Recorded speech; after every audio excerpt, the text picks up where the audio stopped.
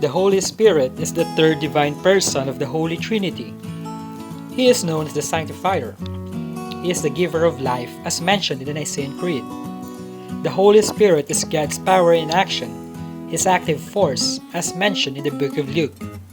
God sent out His Spirit by projecting His energy to any place to accomplish His will, according to the book of Psalms. The Holy Spirit is also mentioned in the book of Genesis. It was described as the Spirit of God who is hovering over the chaotic world, ready to bring life and order.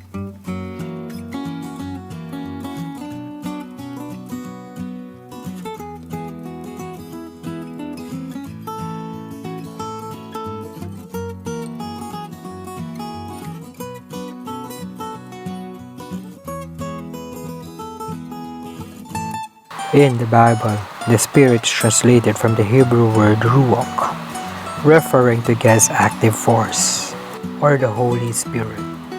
It is an energy that gives life. Ruach has many uses in Hebrew, like wind and breath. Wind and breath, both of them are invisible. The same with the Holy Spirit. The wind is powerful. God's Spirit is powerful as well.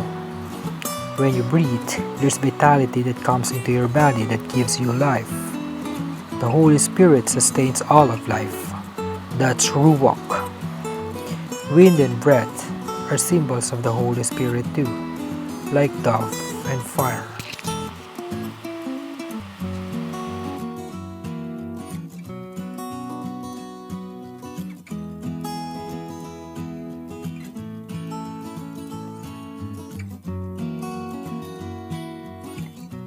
The 7 gifts of the Holy Spirit, according to St. Thomas Aquinas, are habits, instinct or disposition provided by God as supernatural help to man in the process of his perfection.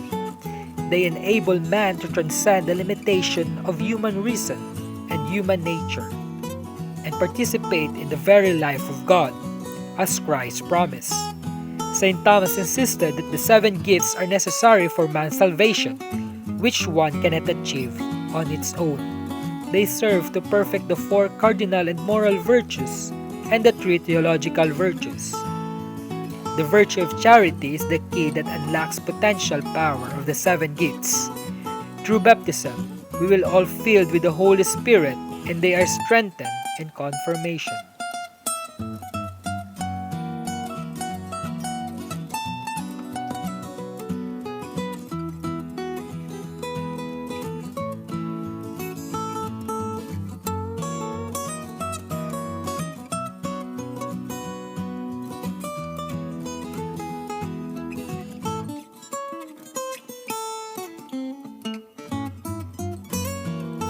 The 7 gifts of the Holy Spirit. Wisdom is the gift that allows a person to understand things from God's point of view. In other words, wisdom allows a person to recognize truth. A person with the gift of wisdom is able to take this truth and use it to glorify God by choosing godly solutions to the problem. Understanding or intellectus. The gift of understanding allows a person to comprehend Catholic faith.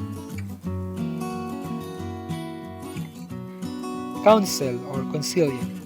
The gift of counsel is also known as the gift of right judgment. This gift allows a person to discern between good and evil, or right and wrong. The gift of counsel makes a person able to act by intuition and choose to be prudent in supernatural way.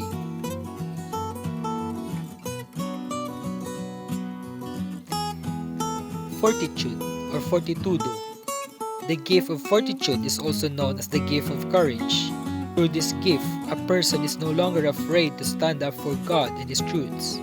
A person who has the gift of fortitude will stand up for good against evil and is convicted to take stand when occasion arises.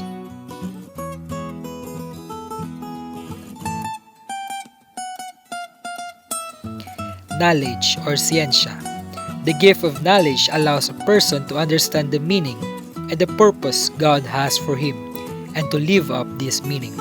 It differs from wisdom, for it is an action, not just a desire to live up to the ways of God.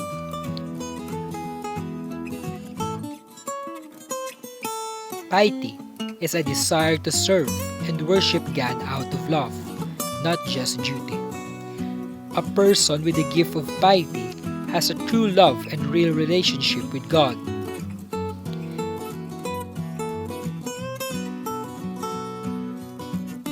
Fear of the Lord, or Timor Domini. This is not a negative fear with God. It speaks about a very deep-seated fear of being separated from His loving presence. Fear of the Lord is having a deep sense of respect for God. Once a person understands who God is and the desire to please Him, they can begin to understand things from God's point of view or have wisdom.